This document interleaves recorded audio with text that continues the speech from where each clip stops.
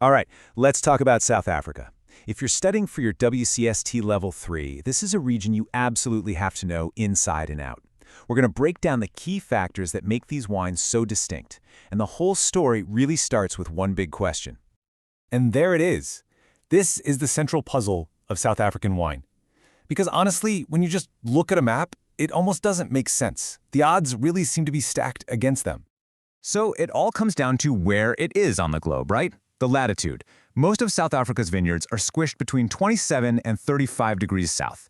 Now, you probably know that the sweet spot for growing premium wine grapes is usually between 30 and 50 degrees. So a huge chunk of the Western Cape is, technically speaking, just too hot for making fine wine with that beautiful, crisp acidity.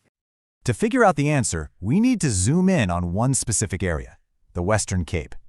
This is where over 90% of the country's wine comes from. It's the heart of the action, and it is a place of incredible contrasts. I mean, just look at that. It's a stunning landscape. But for a grapevine, that picture means heat. We're talking about a hot, dry, Mediterranean-style climate. If you go inland to places like Worcester or Robertson, you'll see summer days that consistently push past 30 degrees Celsius. That intense heat is the #1 challenge. So how on earth do they manage it? Well, they get a little help. A lot of help, actually. The secret lies in this powerful trio of natural forces. You can think of them as the three saviors of South African wine, working together to tame that intense heat and make incredible wines possible. First up, you have the Benguela Current. And really, the best way to think about this is as a gigantic, natural air conditioning unit. It's this freezing cold current that flows all the way up from Antarctica along the west coast. If you're studying Chile, it's very much like the Humboldt Current there. It's a total game changer, especially for any vineyards near the coast. And then there's the wind. But this isn't just some gentle breeze. This is the legendary Cape Doctor. It's a strong, dry wind that roars through the vineyards in the summer. They call it the Doctor for a good reason. It literally blows away the threat of fungal diseases, drops the humidity, and brings this huge cooling effect.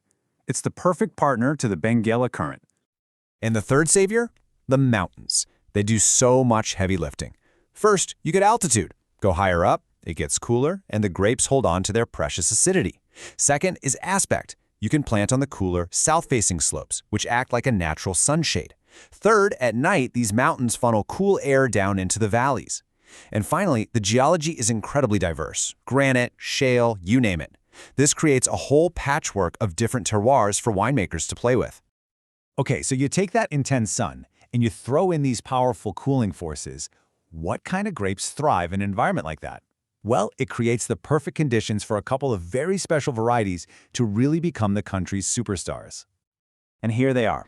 These two grapes are really the two sides of South Africa's modern wine identity. On one side, you've got Chenin Blanc, the versatile French classic that holds its acidity like a champ. And on the other, you have Pinotage, a purely South African invention created back in 1925. It's a cross between the elegant, fussy Pinot Noir and the tough, heat-loving Cinsault.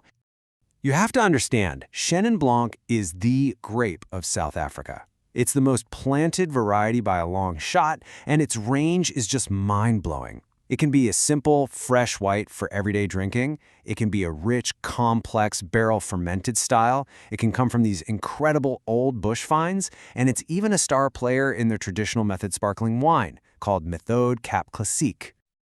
Now let's talk Pinotage. This grape has, well, a bit of a reputation. And this quote just nails it. It's a total Marmite grape. You either love it or you hate it. For a long time, it was infamous for this very specific aroma, kind of like acetone or nail polish remover. That's a compound called isoamyl acetate, and for a lot of people, it was a deal breaker. But here's the thing, modern winemakers have totally cracked the code. They have two main strategies. They can either keep fermentation temperatures nice and cool to prevent that acetone note from ever really showing up, or they can lean into it and cover it up with lots of toasty new oak. This is where you get that super popular coffee or barista style of Pinotage, with all those mocha and chocolate notes. It's been a massive commercial hit. So we've got the climate, we've got the grapes. Now let's put it all together and see what this actually looks like in the bottle. How did these elements create totally different styles of wine in South Africa's most famous regions? This is a perfect snapshot. In Stellenbosch, it's all about the mountains and the breezes from False Bay, which is perfect for big, powerful Cabernet Sauvignon blends.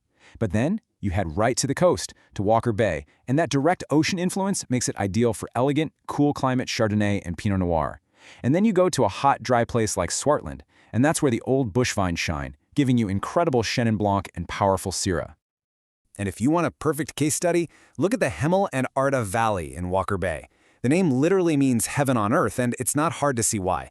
The valley's geography acts like a natural wind tunnel, just funneling those cold ocean breezes inland.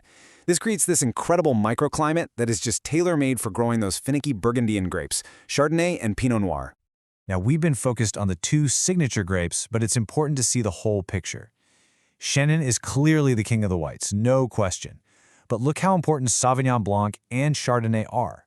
These big international varieties do so well here, precisely because of those cooling factors we've been talking about, which create these perfect little pockets for them in regions like Constancia and Elgin. So, after putting all these pieces together, what is the one big idea you need to walk away with? For your exam, for your own understanding, what's the core story of South African wine? It's this, right here. The whole story of South African wine is a story of balance. It's a constant tension, a dance between the sheer power of the sun and the equally powerful forces of the ocean, the wind, and the mountains that keep all that heat in check. That dynamic struggle is what defines the character of these wines. And that leaves us with a really fascinating final question. In a world that's getting warmer and warmer, where a lot of classic wine regions are starting to struggle with heat, could South Africa's built-in natural cooling systems become their ultimate ace in the hole, their greatest competitive advantage on the world stage? It's definitely something to think about.